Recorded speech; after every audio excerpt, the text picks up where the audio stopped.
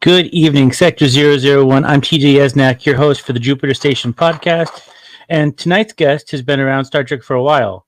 However, he made a brief stop off in the world of Dick Tracy. He's an Academy Award winner and has been nominated for several Drexler. Doug Drexler, wow, where is he? Oh, that's me. Oh my God, it's you! How are you tonight, sir? Because you're like, kind of sound is going in and out. You sound okay. How do I sound? Right now, you're okay. All right, good deal. Well, thanks for making time to see us tonight. My pleasure. I'm not gonna lie, I've been nervous about this all night because I have watched like almost everything that you have made. Well, I'm sorry. I dropped my email. Oh goodness! You know what that's I from? didn't realize that you were actually part of the Dick Tracy movie before Star Trek. Oh yeah. Well, I had I had been in the business for like 12 years before I came to Star Trek. Oh goodness. So, for a lot of people who might not know you, probably the under 19 crowd. This is my wife's mug, by the way. Her ladyship. Yeah. Go ahead. I'm sorry. I didn't mean to interrupt. Oh, no worries. It's all good. So for the under 19 crowd who might not know you, can you give us a little history on Doug Drexler? Well, I started as a makeup artist, and I was lucky. You wouldn't think this, but I was born in New York City, and so to get into the business from there is kind of tricky.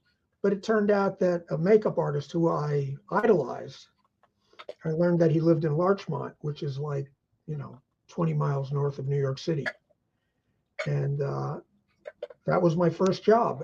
I spoke to him, and he gave me my first job on a movie called The Hunger, which was a Whitley Strieber movie that was directed by Tony Scott that had David Bowie and Susan Sarandon and Catherine Deneuve in it. It was like maybe the first new wave kind of vampire movie. And it was like a college of prosthetic knowledge. I mean, we made puppet heads. And of course, things like puppet heads, you don't need them anymore, with CG. CG decimated all that stuff.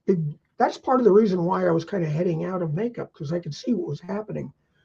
CG decimated a lot of the makeup industry. You still have beauty makeup and stuff like that, but when it comes to like creatures, and it's not the makeup artist anymore.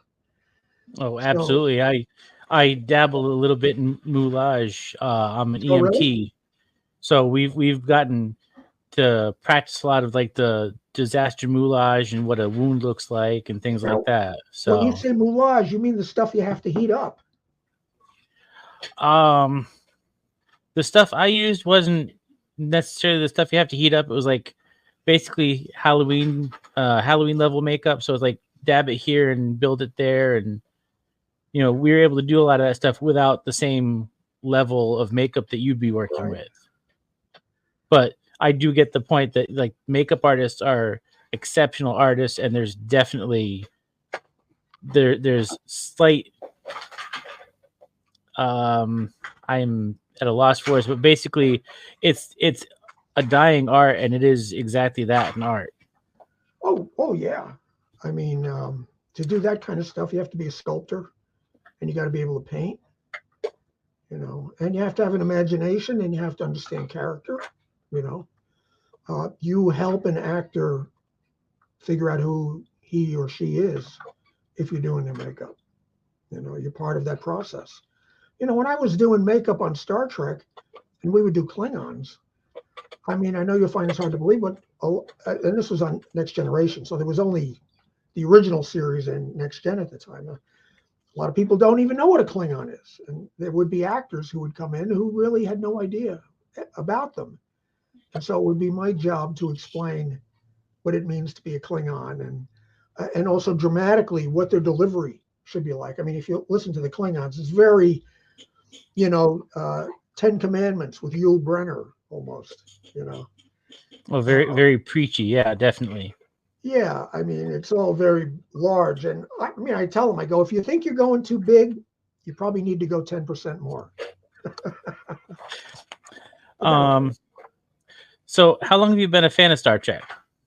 Since 1966. Oh, on the ground floor. Yeah, as a matter of fact, I watched the entire first season of the original series in black and white. We didn't even have a color TV. Whoa. My first color episode was Amok Time. You can imagine what that looked like. With that big red Vulcan sky, I can only imagine. Yeah, so I was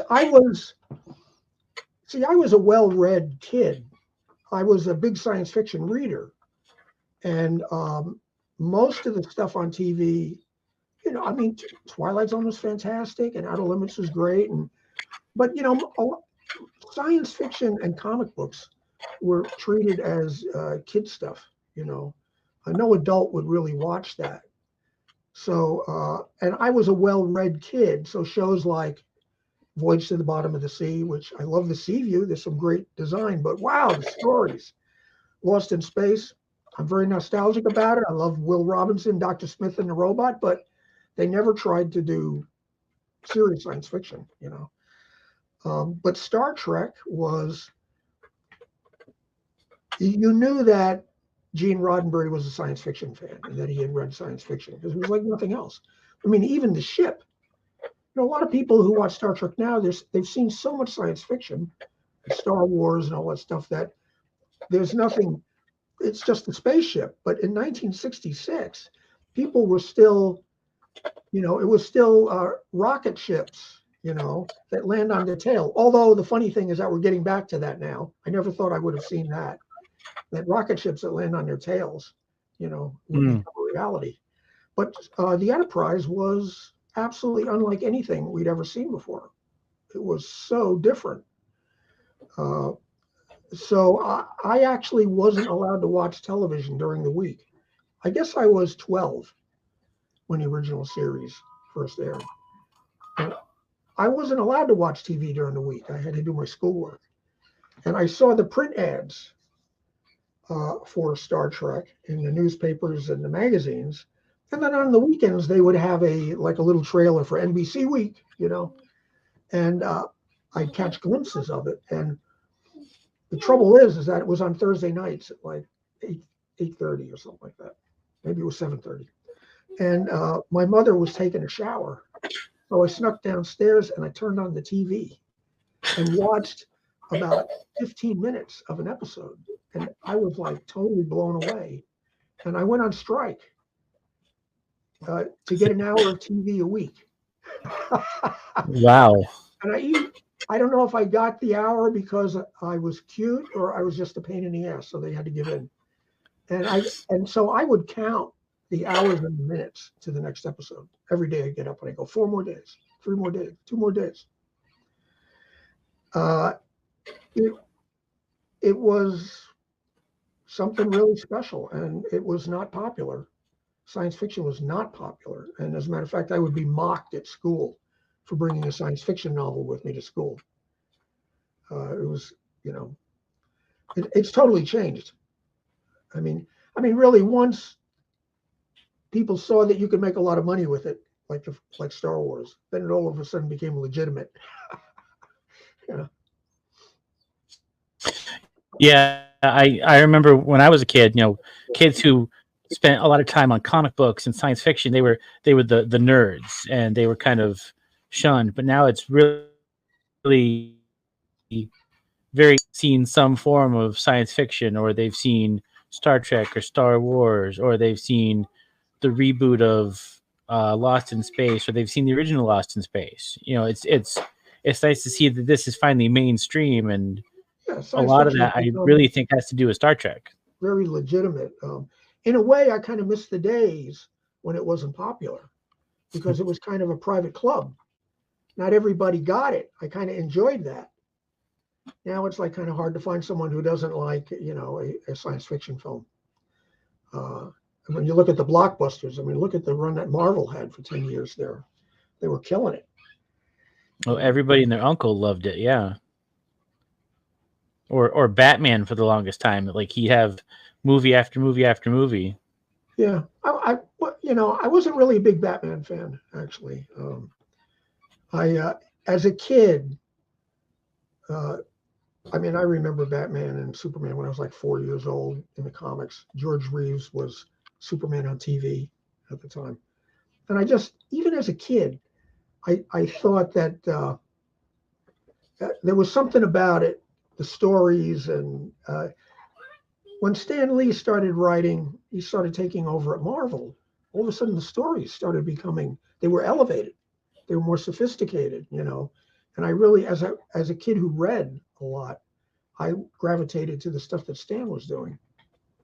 Oh, absolutely. That man was a genius. And hang on, I got to get come here. Come on down, come on. This is my partner.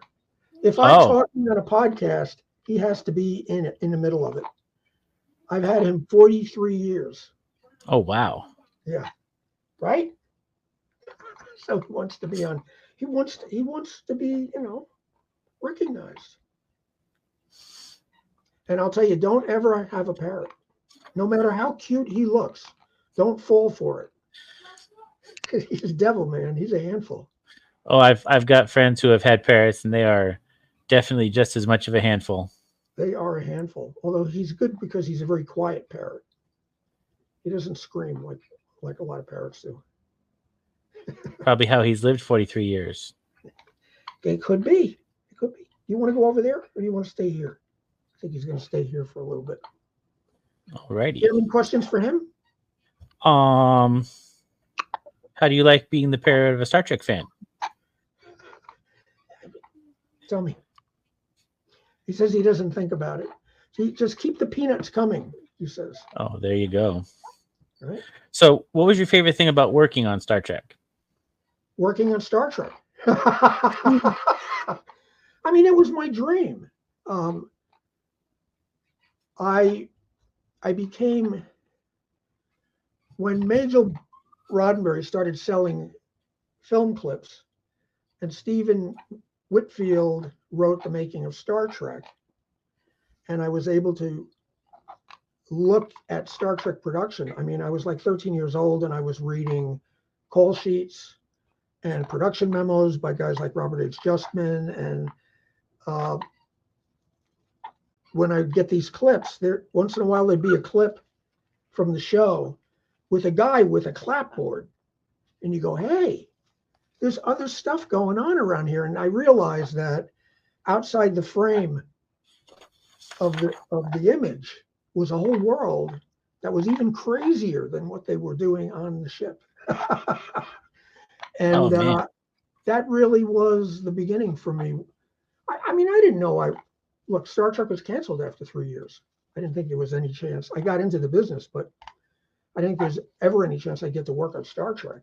That was my dream, to be on Star Trek. I mean, look, I came out to LA to do Dick Tracy with my partner, John Caglione. And that was a pretty amazing experience. I mean, we got an Academy Award, and we worked with every actor in Hollywood, But Star Trek, I think they were still in their second season across town.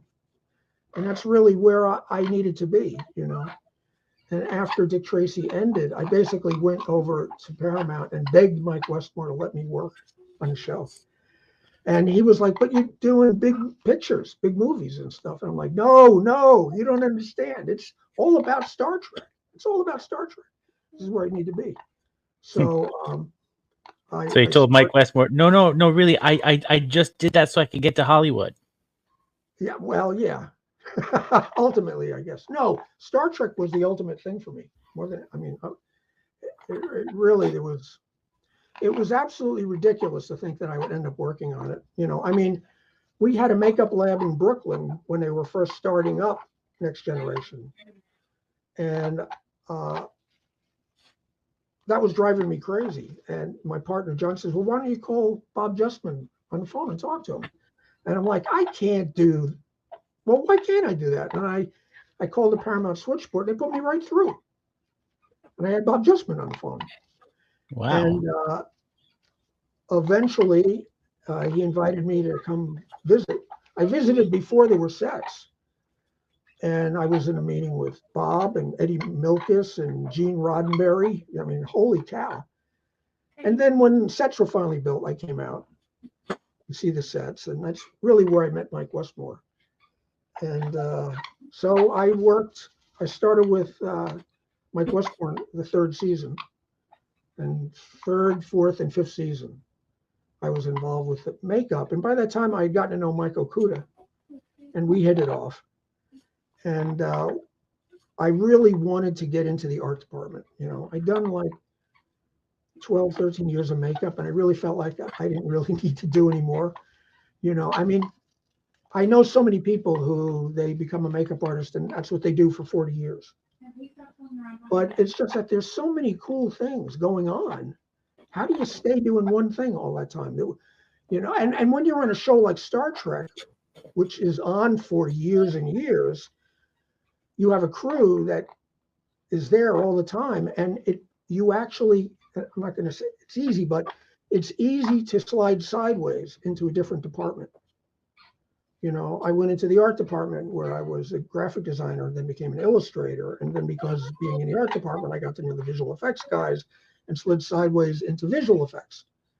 But that's kind of what Star Trek did for me. I've always said Star Trek is the gift that keeps on giving. It kind of always knew that I was there for it. I was part of the Save Star Trek campaign in the 60s. I mean, I even ended up in the newspapers for organizing kids in school to write to NBC, to save the show.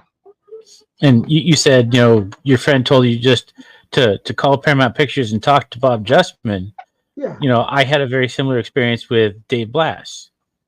I'm a member of Starfleet International, which is one of the largest Star Trek fan clubs. And my chapter happens to be the inquiry class that we saw so much of in season 1 of Picard. So just for grins and giggles, I sent Dave a message on Twitter. I said, hey, would you ever consider maybe like adding like a background chip of a Nathan Hale? And lo and behold, when season 2, episode 1 dropped, my chapter president calls me up and says, I don't know what you did, but this is cool. I'm like, what are you talking about? So he sends me a picture of his television. And there in the first scene, he's actually put a little piece of Post-it note right next to the Nathan Hale. And sure enough, Dave had actually made an inquiry class Nathan Hale with all of our information on it. Well, I'm not surprised. And I thought that was the most amazing thing ever. I'm like, you clever little visual artist. You totally are fan-centric. And I thought that was cool because he's a fan. He took an idea from the fan and kind of finagled it, and there it is on the screen. Haven't you ever seen him in a Starfleet uniform when he was a kid? No, but I'm definitely going to be asking him about that picture. Yeah, I mean, I was talking to Dave over Facebook Messenger. I had no idea he was even a production designer. I thought he was just a Star Trek fan being a fan. And after, we kind of hit it off and we were chatting for a few weeks. And then he finally says, I'm going to be production designer on Picard. And I'm like, what? What did you tell me? And he really, because, Dave told me, he says, I always wanted to work on Star Trek, but what I really wanted was to work on Star Trek with you guys. And he meant Mike Okuda, Denise, me, John Eves, because that's the Star Trek that he loved growing up. And so next thing I knew, I thought he was going to ask me to do graphics. And I ended up working on the ships. But honestly, when he told me he wanted me to work on ships, I almost had a heart attack because working on ships can really be, it can really be stressful because graphics, they're not looking that close at the graphics. I mean, the producers, they're not looking that close. But if you're doing a ship, everybody is looking at it with a magnifying glass, and everybody has notes, and because it's like one of the actors. So I mean, Probably the biggest actor. I've been in situations where, you'll have to do something 30 times. On Enterprise, before I got there, John was working on the designs for the NX. He must have done like 30 designs, and they just kept getting, and he and Herman had to move on to sets. So Mike says, why don't you bring Doug in? He's been at the visual effects house learning CG, and he can continue on it. That was a really good experience, I have to say. I mean, there were notes, but not really too many. And I actually did enjoy that. One of the things I did enjoy on Picard, there were more fingers in the pie. It was between me, John, Dave, and sometimes Bill Krause.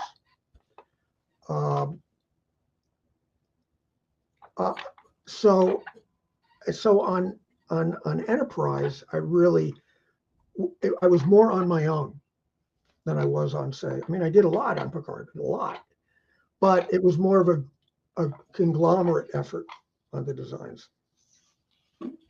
So it was definitely more of a team effort. Do you remember can you see any of the Romulan shuttle when you look at him?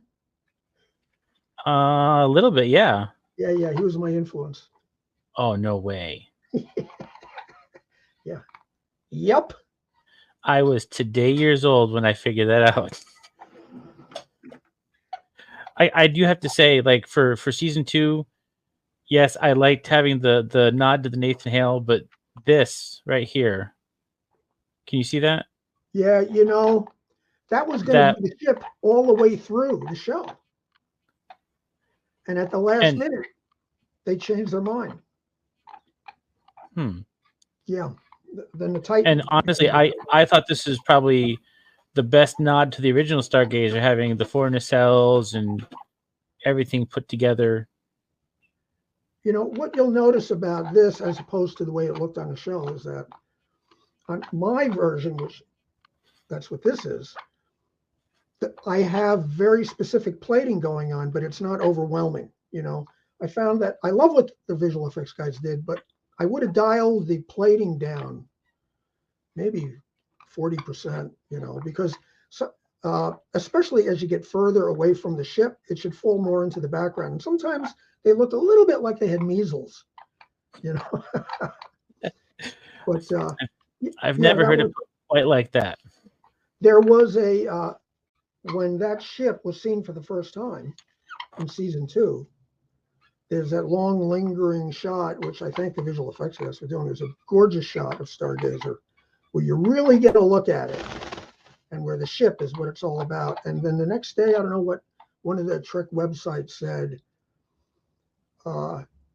that for the first time in a long time, they got to really see a ship that really showed off the detail. And the thing was that if you look at some of the other ships on some of the new shows, everything you expect to see is not there. You know what I mean? On the ships in Picard season 2 and 3, if you look for an airlock, you'll find an airlock. If you look for a phaser strip, you'll find a phaser strip. If you look for a transporter emitter, you'll find it. But you have to know that stuff by heart to be sure that it's there. That's why Dave hired guys like me and Mike, because he knew that he didn't have to explain to somebody what a phaser strip was. He didn't have to explain what a warp core egress is. We practically wrote the book on it, So actually, you literally wrote the book on it. Well, I mean, Dave was, first, Dave is a fan. He's a big fan of the show, just like we are. But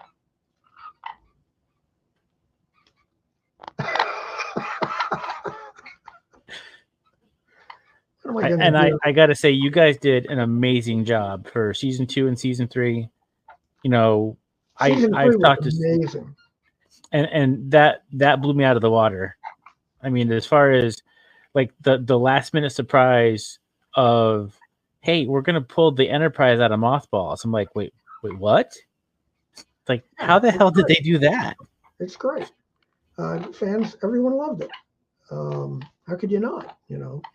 See, the beauty of it is that we had Terry Metalis as the showrunner, and Terry's a big fan. And Terry was with us on the old shows from the 90s and the early 2000s. He was an assistant. He worked on Enterprise. He was a kid. And then he ends up being a showrunner. So, of course, he's going to want us back. And, of course, Dave Blass is going to want us back.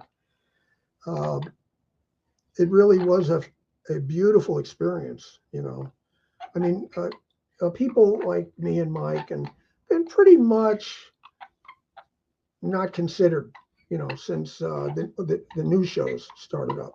I mean, I've never gotten a call from any of the other shows.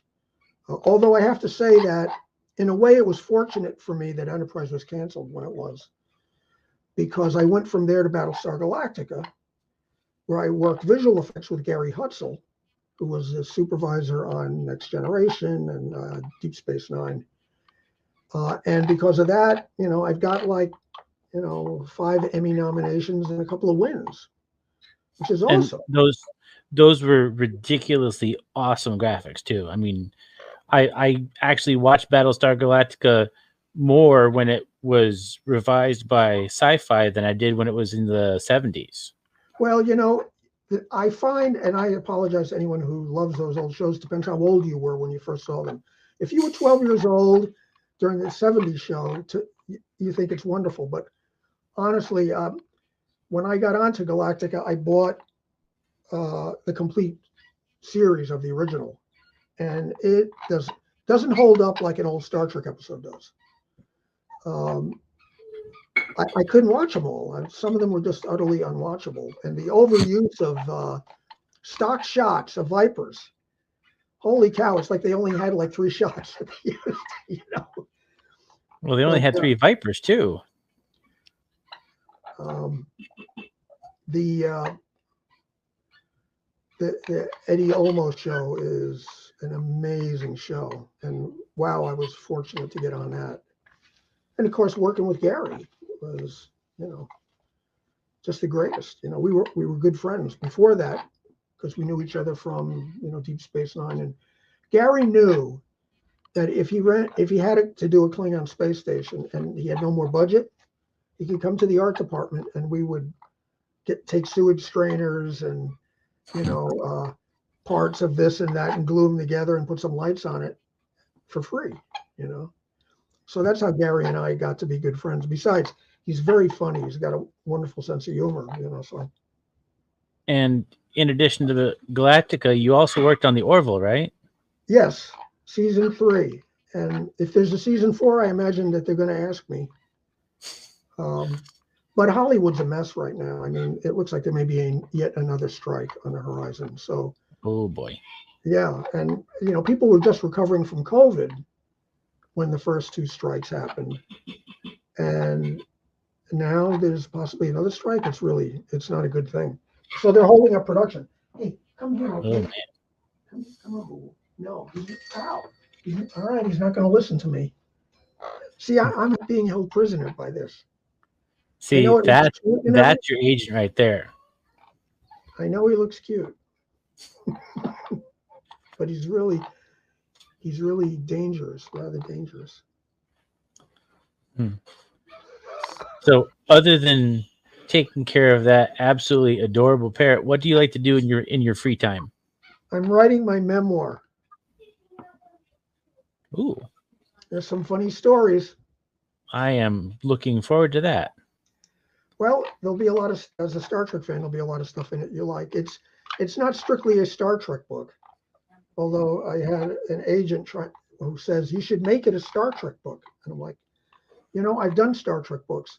Star Trek is a big part of it, but it's really more of a Hollywood book, Hollywood story, because I've done a lot more than Star Trek, But there, I've tried to keep it all funny stories. So even if you're not that interested in stuff other than Star Trek, you'll still find it, I think, amusing.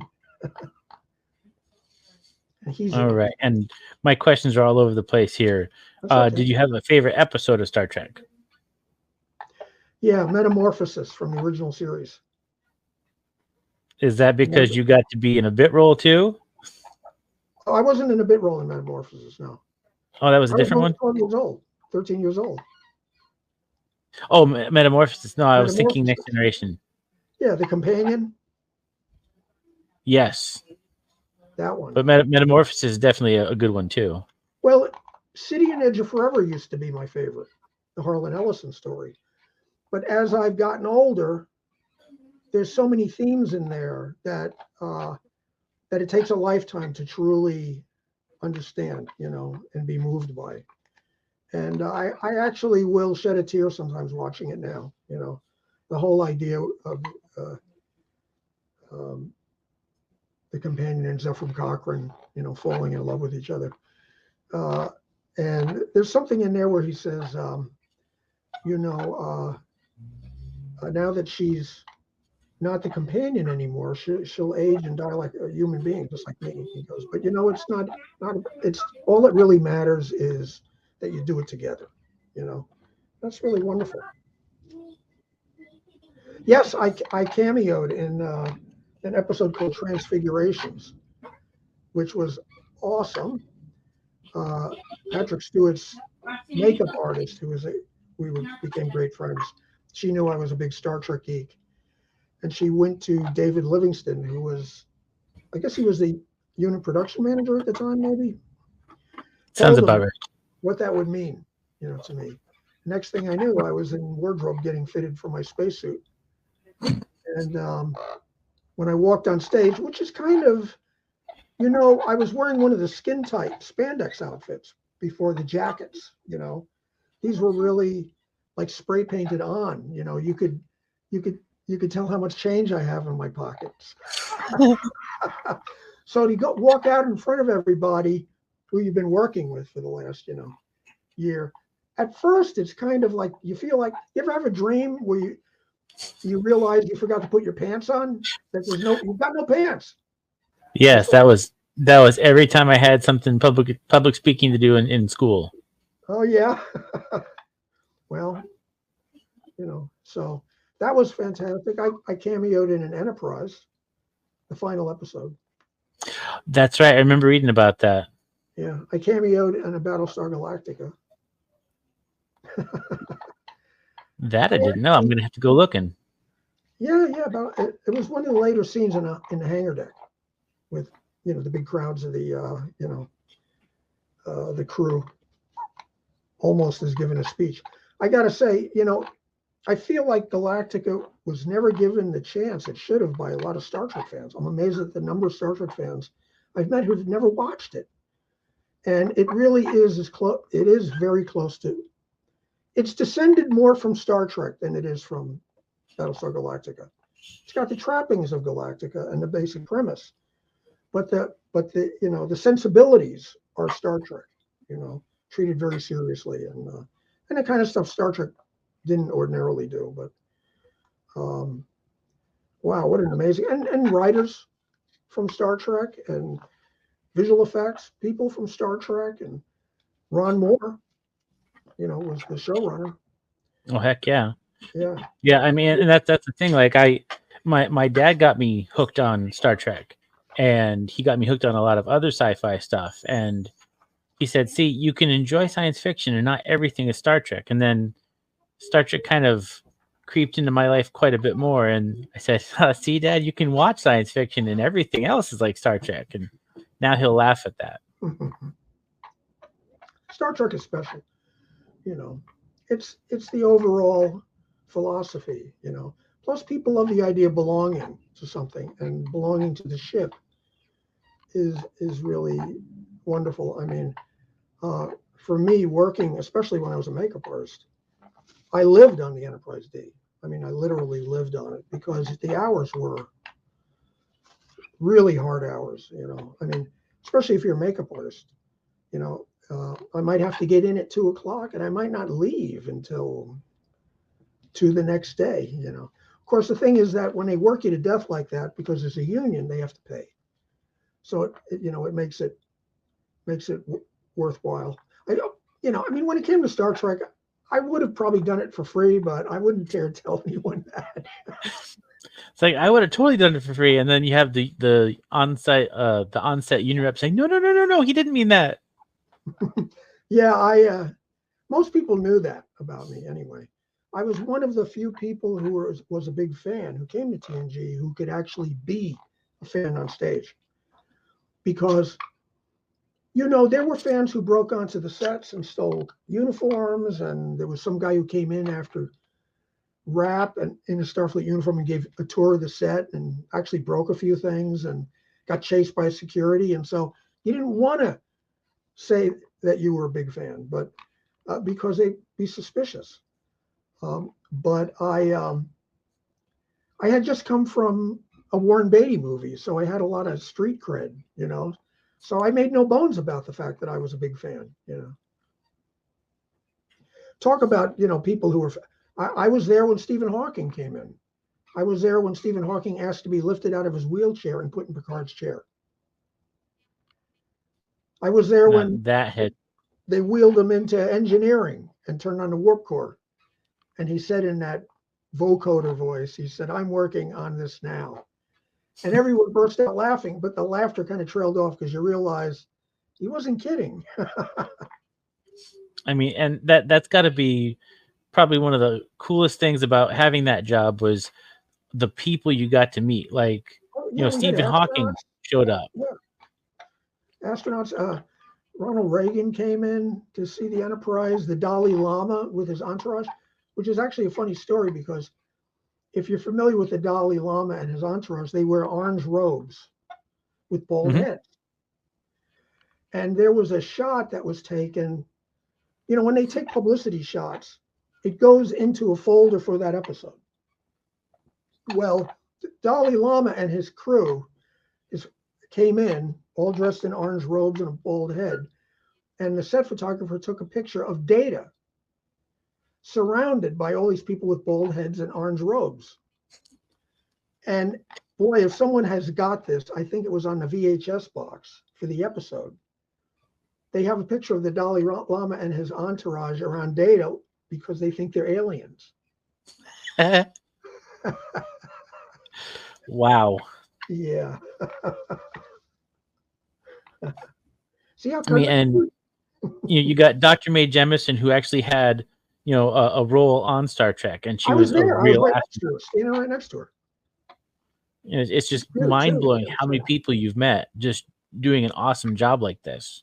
Oh yeah, it's amazing. Well, I mean, and also, we'd have a DS9 where we had the 3 Klingons from TOS come back with the updated makeups. They were amazing. God, I mean, like Barbara Luna from the original series, the Captain's Woman from Mirror Mirror, is like one of my best friends. When we did, I guess, Unification that Nimoy was in, meeting Malachi Throne, I became great friends with Malachi. He'd come to the house we'd have, lunch in the back. Dorothy would make lunch. We'd have, like Mike Forrest, who was Apollo, Malachi Throne, Barbara Luna, Nichelle Nichols. I mean, it was amazing. Amazing. Wow, yeah, to be at a barbecue in your backyard. What's that? I said to be at a barbecue in your backyard. It was really crazy. But it was a regular thing. These are like my circle of friends, Luna is incredible. Incredible. She's mostly known for that Star Trek, but holy cow, she was a Broadway baby. I mean, she was in the original South Pacific. She was in the original King and I. She was in the road company of West Side Story. Wow. I mean, she should write a book. Yeah, I interviewed Sandy Gimple last week. Oh, she's the best. And I told her, it's like, Sandy, I was last week years old when I figured out that the 3 Telosians weren't even male actors. Yeah, that just blew me out of the water. I'm like, wait, what? She's one of the Telosians. That's amazing. Malachi was originally the voice of the Keeper in the original Cage. Oh, that is cool. Well, I don't want to keep you any longer. I do appreciate you stopping by to see us tonight, Doug. It was fun talking to you. I will definitely be messaging you a link to this. Great, I'm going to thank try to you. get some post-production done on this. Hopefully have it in the mail tomorrow night, Wednesday morning. Great. So thanks for stopping by and visiting, and I will talk to you later. I'll see you later. He's my manager. Nice. I'll see you guys later. Thanks a lot, Doug. Okay, see you later. Bye. Bye-bye.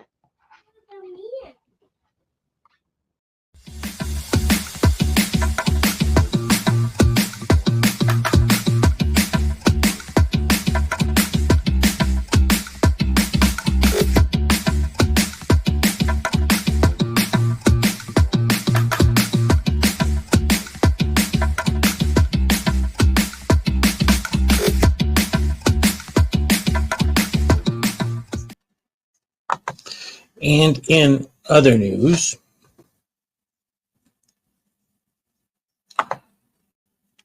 the CBS chief, also in charge of being the chief content officer for Paramount Plus, says ready for Paramount and has answered why Legacy has not been greenlit. The future of the Star Trek franchise is very much up in the air. Over the weekend, it was reported that Paramount Pictures is putting together a plan to bring Trek back to the big screen. Most recently, the launch of Star Trek Discovery Season 5 coming up on April 4th. It was Discovery's launch in 2017, which ultimately led to the Star Trek universe of live action and animated, as well as streaming movie now in development. All of the Star Trek shows are produced by CBS Studios, which is part of Paramount Global.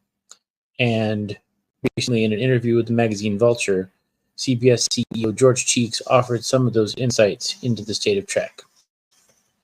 He said, quote, "I think CBS remains mission critical to the larger Paramount Global strategy because part of it is focusing on building franchises, which CBS has proven it can do time and time again, both in terms of what exists on CBS and shows we produce for Paramount Plus, like the Star Trek universe.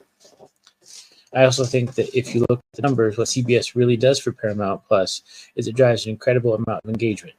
When you look at engagement numbers, we can have upwards of 23 of the top 30 titles in terms of time spent on the service." However, during that interview, Vulture's writer Joseph Adalian broached the subject with him again, saying, quote, "One of the other big things under your purview is the Star Trek franchise. Discovery is about to start its final season. You have Starfleet Academy in the works, and the upcoming Section 31 movie in addition to Strange New Worlds. But a lot of fans, myself included, are trying to understand why there's been no green light for Legacy, the proposed spin-off built from characters introduced in Picard. Is Trek still a priority for the company?"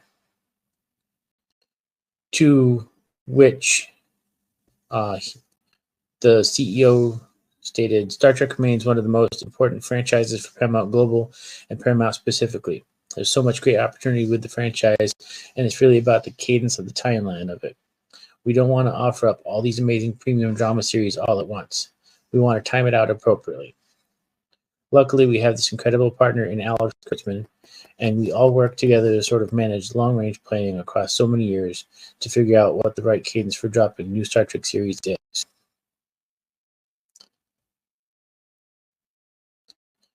As many of us know, since Picard wrapped up last spring, there's been an outpouring from fans, myself included, about a spinoff. Picard Season 3 showrunner Terry Matalas has made it clear that there is no work currently happening, noting how Paramount Plus has limited resources and already has 2 live-action shows shooting this year, Strange New Worlds Season 3 and Starfleet Academy Season 1. This is, however, the first time a Paramount Global executive has talked about Star Trek Legacy, at least in the way he talked about it. More on this can be found on trekmovie.com. Also, X06 has launched Star Trek The Next Generation figures. Their latest Star Trek The Next Generation figure is Data. He is a 1:6 scale figure and will be available in 2 versions, with the standard version featuring Data's beloved cat, Spot.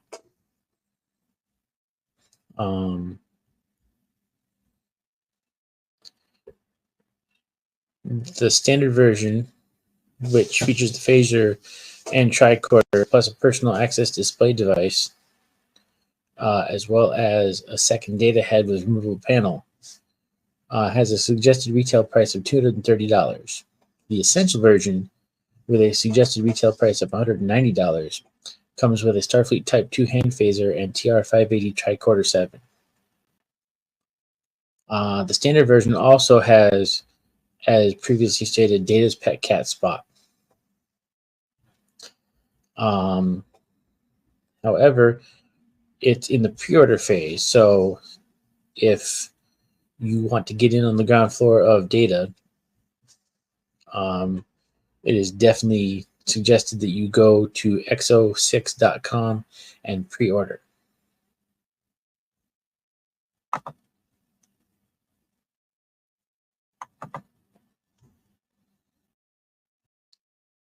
And finally tonight, we have the most recent Paramount Plus official Season 5 Discovery trailer. It has been a hell of a journey. But everything ends someday. The Discovery is my home, my family. We've always been able to find answers together. Being a part of a crew, being where you need to be, when you need to be, that's Starfleet. Last dance. I shall follow your lead. The greatest treasure in the known galaxy is out there. It's more important than you can imagine. We're on a search for one of the greatest powers ever known. It could be very dangerous in the wrong hands. This clue is the most important thing. We have to keep it safe. Let's fly.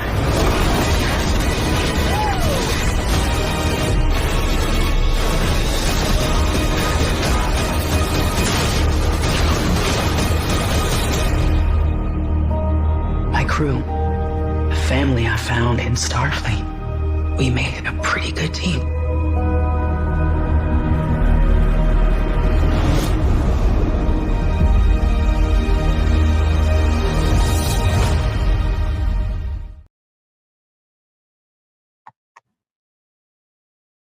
And there you have it, folks. I'm TJ Esnack, your host. Thank you for joining us tonight.